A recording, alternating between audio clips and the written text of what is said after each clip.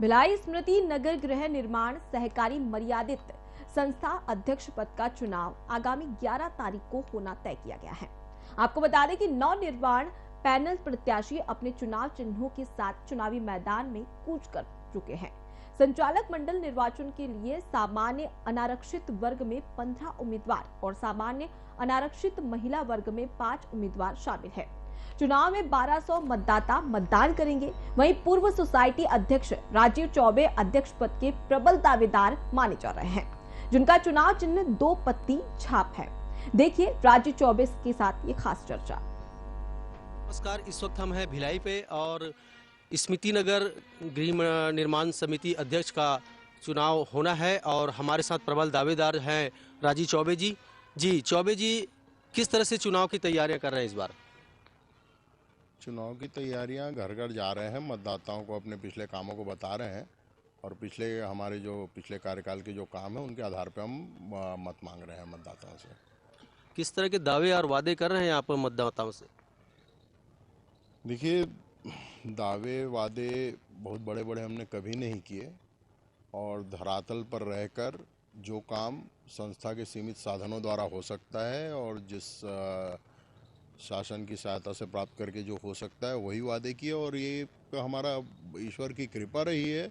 हमारा नवनिर्माण पैनल जो गत 3 वर्षों से जीता है उसका कारण ये है कि जो वादे हमने किए, वादे या जो संकल्प हम करते हैं, संकल्प पत्र जारी करते हैं, घोषणा या वादे नहीं होते उसमें, तो जो संकल्प हमने लिया वो हमने पूरा करके दिखाया। 2017 के चुनाव में हमने पूरे स्मृति नगर के सड़कों के निर्माण की बात कही थी और उसके बाद राज्य शासन की निधि से 4 करोड़ 20 लाख रुपए की राशि से स्मृति नगर के लगभग सभी सड़कों का सीसी रोड का निर्माण हो चुका है।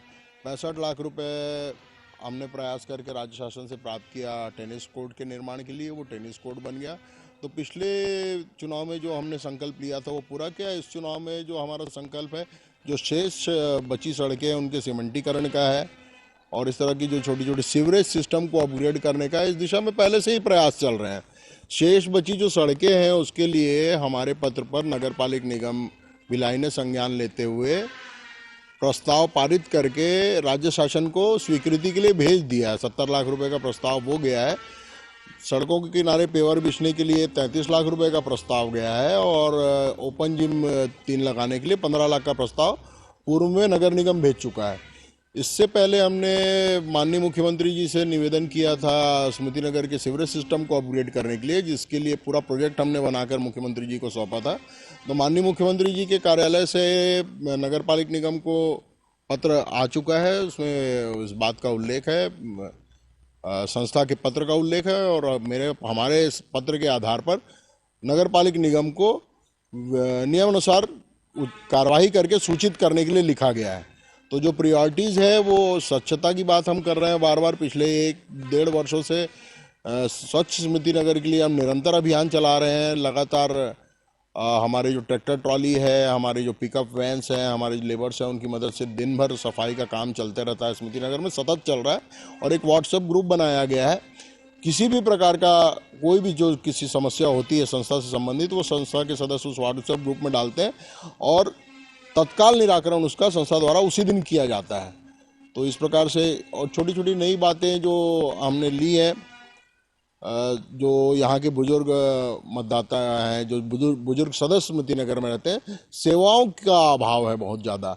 क्या है कि जो बुजुर्ग रिटायर्ड व्यक्ति यहाँ रहते हैं, अधिकतर उनके बच्चे जो हैं वो स्मृति नगर से क्या भिलाई से क्या देश से बाहर हैं अधिकतर, तो उनके लिए सेवाओं की बड़ी समस्या हो जाती है। दवा लाना है, सब्जी लाना है या और राशन लाना है, इस प्रकार की चीज़ों के लिए अगर बुजुर्ग व्यक्ति घर में अकेला है तो उनके लिए सेवा देने के लिए एक ऐप हमने बनाने का निर्णय किया है। इसका संकल्प हमने इस निर्वाचन में लिया है और उस ऐप की मदद से आवश्यकता के अनुसार चीज़ें मुहैया करवाई जाएंगी, सेवा दी जाएगी। जी चौबे जी, आप जो है विगत काफ़ी सालों से जो है अध्यक्ष पद पर काबिज रहे हैं और राजनीति में भी आपकी अच्छी पकड़ है। बीतों दिनों हमने देखा कि जो महापौर जो है वहाँ स्मृति नगर में यहाँ आए हुए थे और भूमि पूजन भी उन्होंने किया। तो किस तरह से और आगे आपका रुझान रहेगा यहाँ के भविष्य को लेकर के? किस तरह से आप आगामी समय में यहाँ अच्छे कार्यों में और आपकी रुचि है? नवनिर्माण पैनल में व्यक्तिगत बात नहीं करता, मैं तो कहीं नहीं हूँ, मैं होता भी नहीं है ऐसी संस्थाओं में। हम हैं, संचालक मंडल होता है, संचालक मंडल का नेतृत्व अध्यक्ष और उपाध्यक्ष करते हैं, तो मैं हमेशा हम की बात करता हूँ। हमारा पैनल, हमारा नवनिर्माण पैनल या हमारा संचालक मंडल जो है वो स्मृति नगर को भिलाई के सर्वश्रेष्ठ कॉलोनी के रूप में देखना चाहता है और इसके लिए हम निरंतर प्रयासरत हैं और इसी दिशा में हम काम कर रहे हैं। जी, कुछ तीखे सवाल भी हैं बिल्कुल स्वागत है। क्योंकि बीते दिनों ऐसा सुनने में भी आया था और आप ही के जो सदस्य हैं उनके द्वारा ये आरोप भी लगाया गया था कि चुनाव से कुछ समय पहले लगभग 50 लोगों की सदस्यता भंग कर दी गई थी। इसे किस तरह से देख रहे हैं? देखिए, जहाँ तक कि सदस्यता समाप्ति का प्रश्न है, जो सदस्य बताते हैं आपको वो आधा सच बताते हैं। सबसे बड़ी बात तो ये है कि विधि में ऐसा कोई प्रावधान नहीं है कि कोई अध्यक्ष किसी सदस्य की सदस्यता समाप्त कर सके। अध्यक्ष के पास वो अधिकार ही नहीं है। छत्तीसगढ़ सहकारी सोसाइटी अधिनियम की 1960 छत्तीसगढ़ सहकारी सोसाइटी अधिनियम 1960 की धारा 19C में प्रावधान है, यदि कोई सदस्य संस्था के नियमों की अवहेलना करता है और उसमें 4 कंडिकाएं दी हुई हैं, उस परिधि में यदि कोई सदस्य आता है तो उसकी सदस्यता समाप्त की जानी चाहिए। स्मृति नगर के आवासीय भूखंडों का व्यावसायिक उपयोग यहाँ के सदस्यों के लिए परेशानी का बहुत बड़ा सबब बना हुआ है। मुख्य मार्गों को तो आप छोड़ दीजिए, जो 100-200 फीट की जो PWD की मुख्य मार्ग है शहर की, लेकिन कॉलोनी के अंदर यदि कोई अपने आवास में दुकान खोलता है और दुकान भी यदि चलिए कोई मेडिकल स्टोर खुल गया जिसमें लोग आ रहे हैं जा रहे हैं शांति से, तो बात अलग है। मकानों में होटल रेस्टोरेंट खोलना, ढाबे खोलना, पान ठेले खोले जाना, और उसके बाद स्मृति नगर को आप जानते हैं चारों तरफ से कॉलेजों से घिरा हुआ है। पेइंग गेस्ट के रूप में स्टूडेंट्स यहाँ रहते हैं। रात तक अराजक माहौल वातावरण जो बना रहता है, उसके लिए हमारे संस्था के सभी सदस्यों का एक जबरदस्त आंदोलन था। हमारे उस व्हाट्सएप ग्रुप में एक बड़ा आक्रोश था कि इसको नियंत्रित करने के लिए उपाय किए जाए। सबसे बड़ी बात यह है कि विधि का विधान जो नियम बना हुआ है उसमें जो अधिकारिता हमारी है उसके अंतर हम काम कर सकते हैं। किसी दुकान को बंद कर लेना, होटल का लाइसेंस कैंसिल कर लेना, ये अधिकार संस्था का नहीं है। संस्था क्या कर सकती है? संस्था की वार्षिक आम सभा हुई अगस्त में 28 अगस्त को। वार्षिक आम सभा जो होती है वो बड़ी विधिक व्यवस्था होती है, और ये वार्षिक आम सभा जो है किसी भी संस्था के सबसे बड़ी पंचायत है। इसका जो नियम जो होता है वो सब सर्वोपरि होता है। आम सभा के पारित निर्णय को उसका इम्प्लीमेंट करना ये अध्यक्ष का दायित्व है, उसको रोकना या बदलने का अधिकार मेरे पास नहीं है। आम सभा की सूचना सदस्यों को 15 दिन पूर्व दी जाती है और अखबार में इश्तिहार प्रकाशन होता है, उनके बिंदुओं को लिखा जाता है किन बिंदुओं में चर्चा होनी है। तो प्रस्ताव अन्य भी आते हैं, उस पर भी चर्चा हो जाती है, वो प्रस्ताव भी पारित हो जाते हैं, लेकिन वो प्रस्ताव विशेष रूप से विधिक रूप से बहुत महत्वपूर्ण होते हैं, जिसकी सूचना 15 दिन पूर्व दी जाती है एजेंडे में। तो 28 अगस्त को जो आम सभा हुई थी, 12 अगस्त के अखबार में इश्तिहार प्रकाशन हुआ था और सभी सदस्यों को रजिस्टर्ड डाक से वो खबर गई। बिंदु क्रमांक 4 में उल्लेखित था कि आवासीय भूखंडों का व्यावसायिक उपयोग करने वाले सदस्यों के ऊपर कार्रवाई पर विचार। सारे सदस्य जो व्यावसायिक उपयोग कर रहे हैं वो जानते थे, उसमें से कुछ आम सभा में उपस्थित भी थे। आम सभा में चर्चा के बाद निर्णय लिया गया कि ऐसे सभी सदस्य जो आवासीय भूखंडों का व्यावसायिक उपयोग कर रहे हैं उनकी सदस्यता समाप्त की जाए। सदस्यता विधिक रूप से विधि में दिए गए प्रावधानों के अनुरूप समाप्त की जाए, क्योंकि हमारा जो बायलॉज है, हमारा जो छत्तीसगढ़ सहकारी सोसाइटी अधिनियम है, उसके अनुसार हाउसिंग कॉलोनीज है जो गृह निर्माण सहकारी संस्था है, इसमें रिहायशी भूखंडों का स्वामी ही सदस्य हो सकता है। यदि वो दुकानदार है उस कॉलोनी में, उस संस्था के अंतर्गत, तो उनको नाम मात्र की सदस्यता दी जाती है, प्रावधान है। तो उस प्रावधान के तहत उन्होंने कहा कि आप इनकी मूल सदस्यता को समाप्त करते हुए इनको नाम मात्र की सदस्यता प्राप्त करने का अवसर दें, जो कि विधि में है। उसी अनुरूप कार्रवाई की गई है और ये आम सभा का निर्णय है, व्यक्तिगत राजीव चौबे का या अध्यक्ष का या संचालक मंडल का निर्णय नहीं है ये। अच्छा, एक खबर ये भी सामने निकल करके आई थी कि जो साप्ताहिक बाजार यहाँ पे लगता है उनमें राजीव चौबे के नाम से जो है कि अवैध वसूली कराई गई थी, ऐसा कुछ लोगों का भी कहना है चंदे के नाम पर। बताइए, मैं बताता हूँ, स्पष्ट रूप से बताता हूँ, कोई डरने छुपाने वाली बात नहीं है। स्मृति नगर में सार्वजनिक नवदुर्गा उत्सव समिति है, जिसका ना मैं तो अध्यक्ष हूँ ना जो उसकी कार्यकारिणी में हूँ।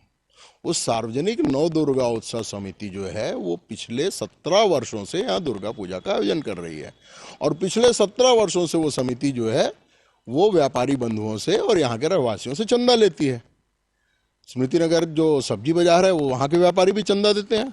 कोई दबाव, किसी प्रकार का प्रेशर या मेरे द्वारा कहा जाना या संस्था द्वारा चंदा मांगा जाना, ये कोई प्रमाणित करके दिखा दे। उस रसीद में अध्यक्ष का भी नाम होगा, उस समिति की, महिलाओं की समिति। सबसे बड़ी बात तो क्या लगता है, कोई एक विशेष वर्ग है जो राजीव चौबे की छवि को धूमिल करना चाहता है या उनकी छवि को जो गिराना चाहता है? नहीं, देखिए, ये राजनीति का अखाड़ा है।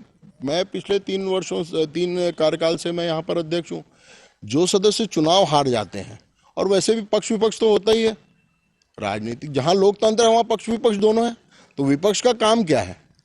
विपक्ष का काम यही है कि वो किसी न किसी प्रकार की मेरी कमी को निकाले और बताए, और वो अच्छा भी है। अगर मजबूत विपक्ष रहे और वाजिब तथ्यों को उठाए तो सत्ता पक्ष जो है वो अंकुश में रहता है, और होना भी चाहिए ये। तो कार्यों के आधार पर हम कह सकते हैं कि राजीव चौबे जो है चुनाव में जो है भारी मतों से जीत करा रहे हैं। निश्चित रूप से जनता का स्नेह मुझ पर है, क्योंकि मैं जिस प्रकार का हम लगाव और जुड़ाव जनता के साथ है, और स्मृति नगर के सदस्यों की आवश्यकता के अनुरूप हम काम करते रहे हैं।